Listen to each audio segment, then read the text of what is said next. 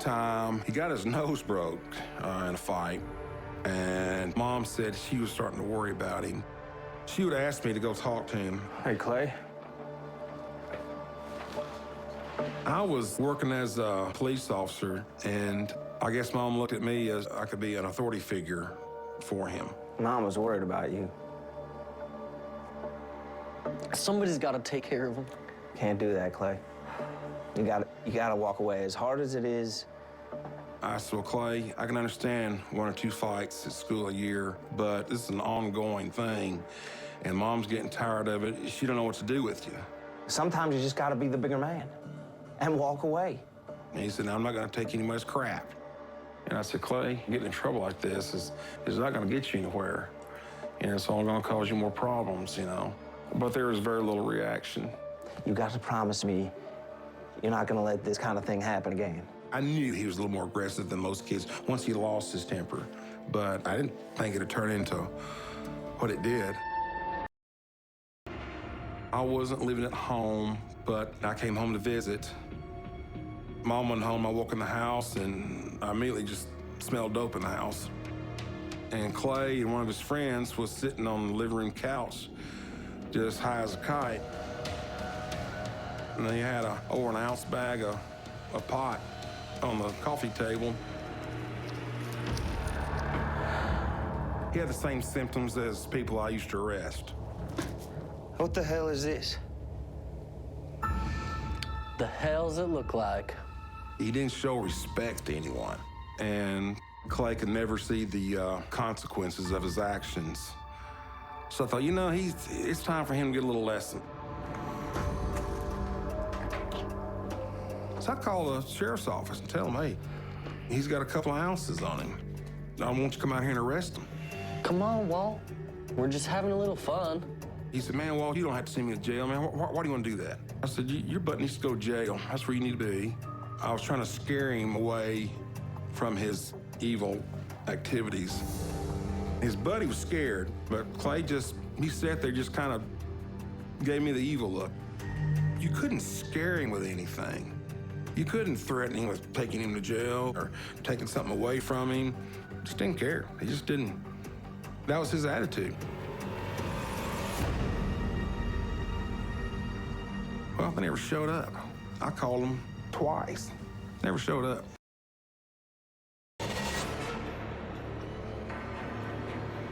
Clay was across the hallway in his bedroom, and he heard every bit of it. I just glanced at him as we were walking past, and he was just standing there. He had these big blue eyes, and they were filled with tears. I didn't say anything to him. He didn't say anything to me, but he was becoming more angry.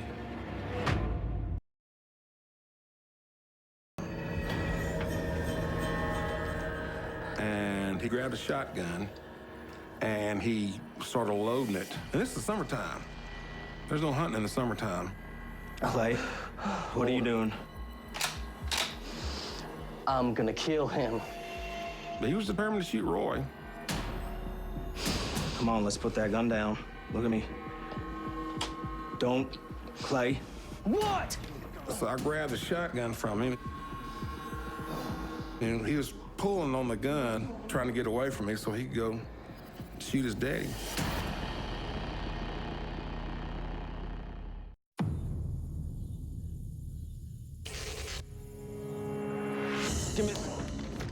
Give me the gun. I'm gonna shoot him. He was pulling on the gun with me, trying to get away from me so he could go shoot his daddy.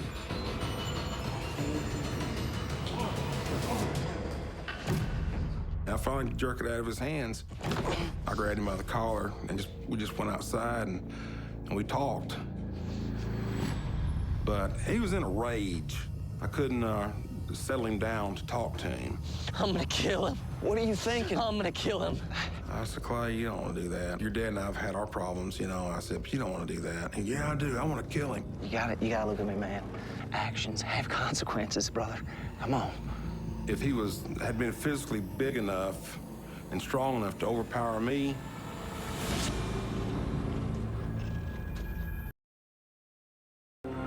Hey! When Clay came in the house, he could tell by the way Mom and I were looking at him that something was wrong. And when he realized that I saw his drawings, I mean, he just wanted to come at me. Those are mine. What are you doing? That's my stuff. You have no right to my stuff. And he's just going off.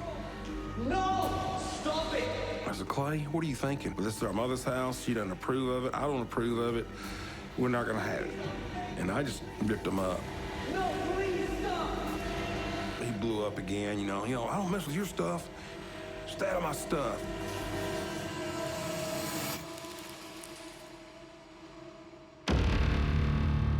And that was really probably one of the major turning points. After that day, Clay didn't really like me at all. On your property over there, and I said, looks like somebody gutted it. Clay chuckled. I said, I turned to him and said, you know something about this? He said, yeah, he's with Satan now. I said, what are you talking about? He said, Walt. He said, I don't believe that Jesus stuff anymore. He said, it's Lucifer. He's Satan. He's the man. And then Clay admitted it. He and a couple of his buddies sacrificed a dog for Satan. And he said he did it more than once. He said he's killed other animals. He loved to hang cats and just watch them squirm till they died. Thought he's nuts.